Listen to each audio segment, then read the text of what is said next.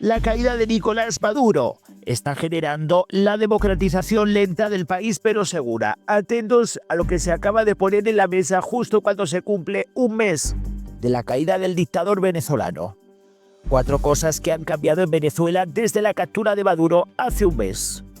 Una serie de estruendos despierta a los habitantes de la capital venezolana, mientras que los destellos de las explosiones y el ruido de las aeronaves y helicópteros que sobrevuelan la ciudad confirman lo que se esperaba desde hace mucho tiempo.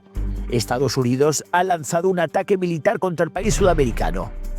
Estados Unidos ha realizado con éxito un ataque a gran escala contra Venezuela y su líder, el presidente y dictador Nicolás Maduro, quien junto con su esposa Cilia Flores ha sido capturado. Así lo escribió horas después el presidente Donald Trump en su cuenta de Truth Social, dando así por concluida la inédita operación, algo que el pueblo venezolano llevaba esperando mucho tiempo. El mandatario republicano anunció que la pareja fue trasladada fuera del país y horas después las autoridades estadounidenses confirmaron su transporte a Nueva York. 2 días después, la hasta entonces vicepresidenta Delcy Rodríguez asumía el mando como presidenta encargada de Venezuela.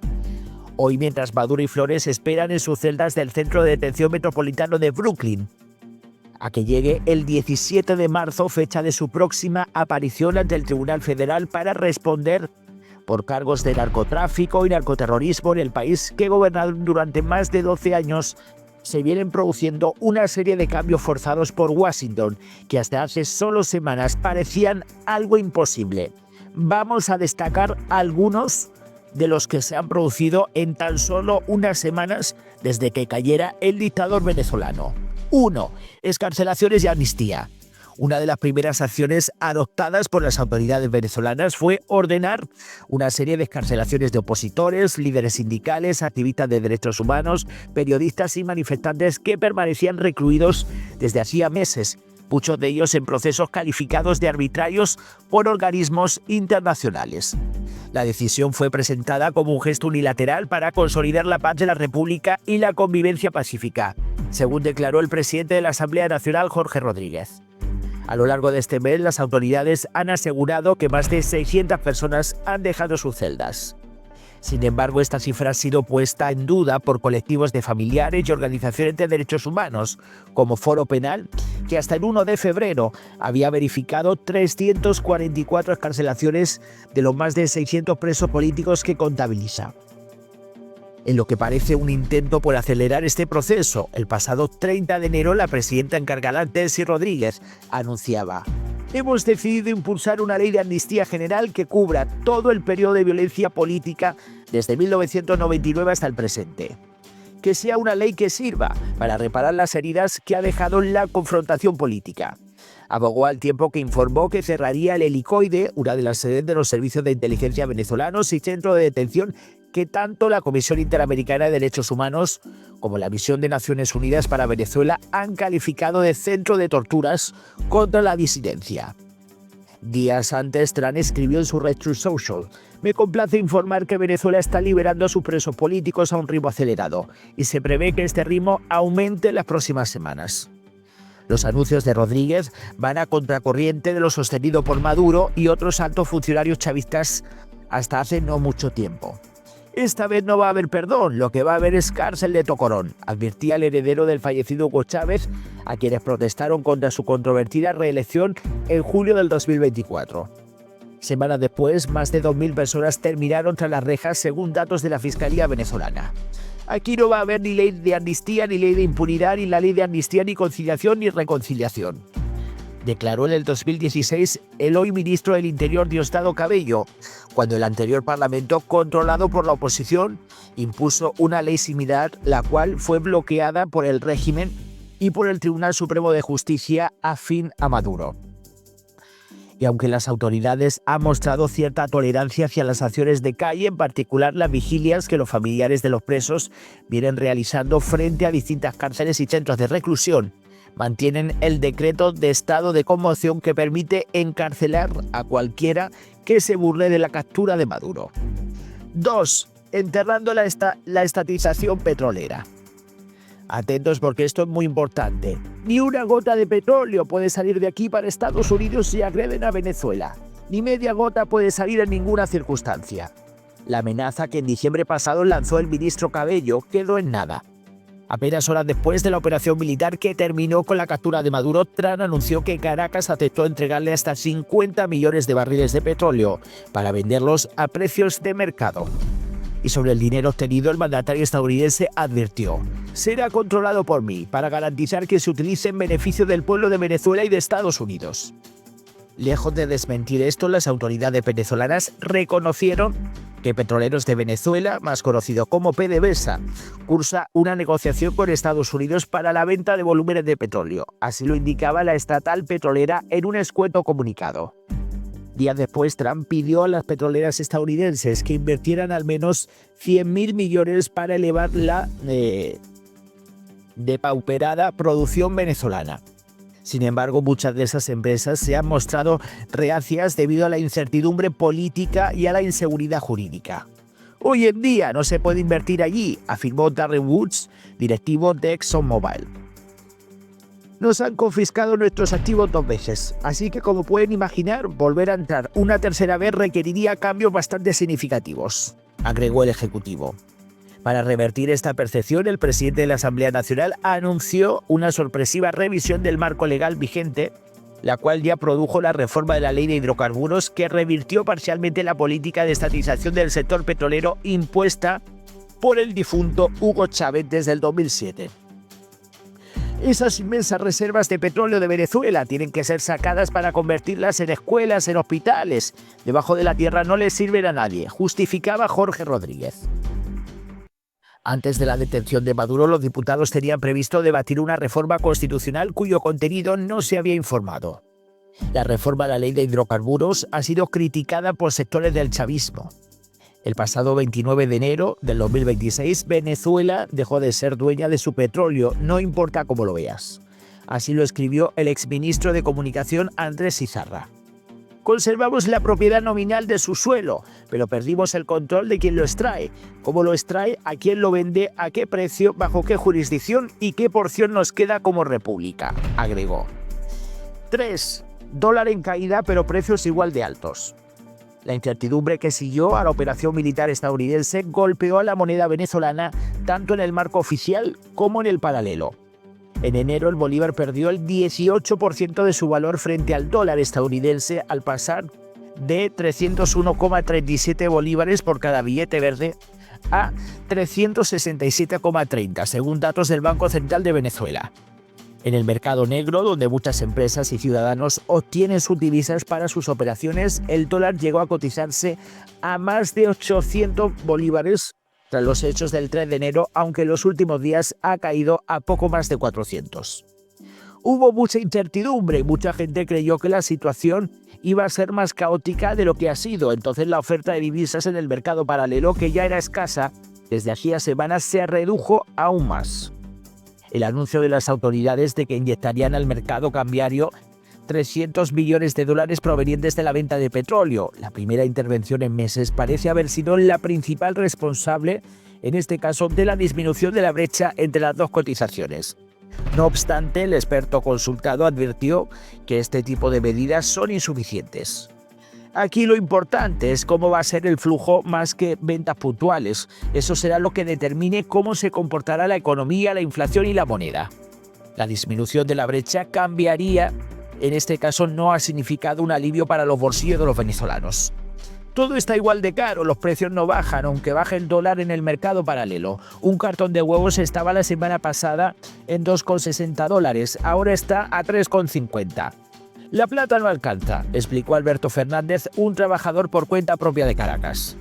Y es que mientras el llamado mercado negro parece haberse estabilizado, la moneda sigue perdiendo valor en el mercado oficial, lo cual es no un dato menor para un país que históricamente ha importado alrededor del 60% de lo que consume. Según las últimas proyecciones del Fondo Monetario Internacional publicadas en octubre, Venezuela cerró el 2025 con una inflación del 548%. Vamos al cuarto, de la insurrección a la negociación. A finales del 2025, Nicolás Maduro advirtió que cualquier ataque de Estados Unidos contra Venezuela no quedaría sin respuesta. No se moverá un alfiler y se declarará una huelga general insurreccional y revolucionaria de clase obrera. Sin embargo, los pronósticos del exgobernante no se cumplieron, así como tampoco se cumplieron los de aquellos que creían que se produciría un quiebre en el chavismo. El gobierno ahora dirigido por Rodríguez, que fuera la vicepresidenta de Maduro, ha optado por dialogar con Washington y se presta a restablecer las relaciones diplomáticas después de casi 7 años interrumpidas. Justo la semana pasada, la diplomática estadounidense Laura Dogu llegó a Caracas para reabrir la embajada de Estados Unidos, la cual permanecía cerrada desde el 2019. Antes se produjo la histórica visita del director de la Agencia Central de Inteligencia, y es que Rodríguez ha defendido su estrategia diciendo que permitirá abordar las consecuencias derivadas de la agresión y el secuestro del presidente de la República y la primera dama, refiriéndose a Maduro y a Silita. Una versión que sectores del oficialismo ponen en duda. Aunque suene duro, nosotros somos hoy un país ocupado militarmente. No vemos los marines en las calles, pero tenemos una ocupación naval, aeroespacial y electrónica sobre nosotros. Así lo denunció este fin de semana el ex vicepresidente Elías Jawa. El gobierno que quedó por las razones de estabilidad que requiere el imperialismo para garantizar su necesidad urgente de energía petrolera tiene que trabajar en función de las directrices de la potencia ocupante, agregó. Y es que la mandataria, por su parte, ha intentado salir al paso de las acusaciones de tutelaje. Así, el pasado 15 de enero defendió el derecho de Venezuela a mantener relaciones con Cuba, Irán, Rusia o China. Y días después se quejó de la interferencia de Estados Unidos. Ya basta de las órdenes de Washington sobre políticos en Venezuela. Que sea la política venezolana quien resuelva nuestra divergencia y nuestros conflictos internos, dijo Delcy. No obstante, medidas como las excarcelaciones, la ley de amnistía y la reforma de la ley de hidrocarburos, que no solo no figuraban en la agenda del oficialismo, sino que incluso contradecían sus propios planes, sumadas al hecho de que varias fueran anunciadas antes desde Washington, dejan en claro que su giro es forzado.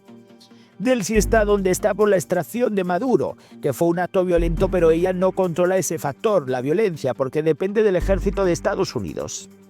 Así lo afirmó al medio de prensa El Mundo, BBC Mundo, la analista política Carmen Beatriz Fernández. Yo creo que la apuesta de ella es ganar una legitimidad de desempeño, hacer las cosas bien y que haya una mejoría que le permita tener cierta legitimidad popular. Por su parte, el profesor Ángel Oropeza, director del Centro de Estudios Políticos de la Universidad Católica Andrés Bello de Caracas, aseguró: el proyecto del gobierno interino de la señora Rodríguez es uno de estabilización autoritaria. Es un juego que habrá que ver hasta dónde resulta, porque es una estrategia a 2 velocidades. Una apertura muy rápida en lo económico, pero muy lenta en lo político. Más cruda fue Gabriela Ramírez, quien fue diputada por el chavismo y luego defensora del pueblo. No les queda de otra a las actuales autoridades más que llevar la fiesta en paz y tratar de hacer una transición pacífica que termine con una elección democrática. Le aseguraba a la BBC Mundo, advirtiendo que de lo contrario podría terminar en una nueva incursión estadounidense. Trump ya había lanzado una amenaza en ese sentido. Horas después de la captura de Maduro, le advirtió a Rodríguez que si no hacía lo correcto, pagaría un precio mucho más alto probablemente que Nicolás Maduro. Bueno, señores, pues aquí está el análisis de todo lo que ha ocurrido en el último mes, porque bueno, más o menos coincide con la caída de Maduro, bueno, pues cuando se produjo la detención y llevado a Estados Unidos para someterlo a la justicia norteamericana. Y bueno, yo estoy convencido de que los días del chavismo están contados. Los días del chavismo están contados. Está claro que Delcy ya no está tomando ella decisiones, porque al final lo que han hecho en este mes es todo lo contrario de lo que ellos llevan haciendo en los últimos años. Pero saben perfectamente que si no lo hacen por las buenas, lo iban a hacer por las malas. Entonces, para proteger sus cargos y para quedar todavía como dar la intención de que están en el poder, aunque verdaderamente no lo están, porque están ahí de apariencia, porque los que están manejando los hilos son los norteamericanos, pero al final yo estoy convencido que estamos hablando ya de los últimos días del chavismo. Y de hecho yo he hablado con muchos venezolanos y a mí, y esta es una opinión, o sea, no es una afirmación, es una opinión, A mí lo que se me ha dicho por mucha gente que me ha transmitido, y probablemente muchos de vosotros también lo pensáis, es que hay una traición a Maduro. O sea, probablemente antes de que Estados Unidos entrara en Venezuela, como ocurrió cuando sacaron a Maduro, había un grupo de personas que sabían que esto iba a pasar y decidieron adelantarse, acelerar la caída de Maduro para salvaguardarse ellos mismos, porque cuando el barco se hunde tienes que elegir o hundirte con ellos o sacar la cabeza. Y yo estoy convencido de que a Maduro lo traicionaron. Es una opinión personal, pero a la vista está, porque de la caída de Maduro hay unos beneficiados, porque, por ejemplo, Delcy, que estaba de vicepresidenta, ahora es presidenta. Y el discurso que tenía Delcy sobre Estados Unidos ha ido cambiando con el tiempo.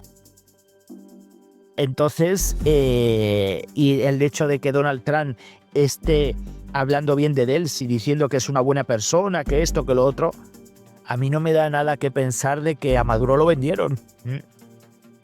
Y con el tiempo, si ha sido así, con el tiempo nos enteraremos, pero todos los movimientos que han hecho en este mes va en contra de lo que el chavismo lleva haciendo en las últimas 2 décadas. O sea, lo que no han hecho en 20 años lo han hecho en un mes.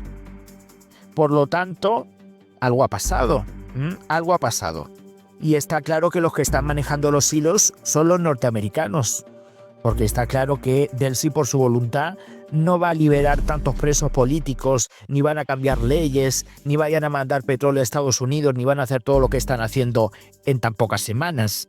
Está claro que hay un miedo y han cambiado el lenguaje y saben que nadie va a apostar por ellos. Porque yo estoy convencido que en las últimas semanas el chavismo ha intentado pedir ayuda a otros regímenes y nadie se quiere manchar las manos porque saben que van en caída. Y bueno, yo creo que son los últimos días del chavismo. Estoy convencidísimo y ahora quiero leer vuestros comentarios. De hecho, miren lo que ha pasado hoy con la detención de Alex Saab, que luego hablaremos de todo eso. Y la verdad que bueno, que yo estoy alucinado con todo lo que está ocurriendo y lo que está por venir. Muchísimas gracias, dejen sus likes y nos vemos en el próximo vídeo.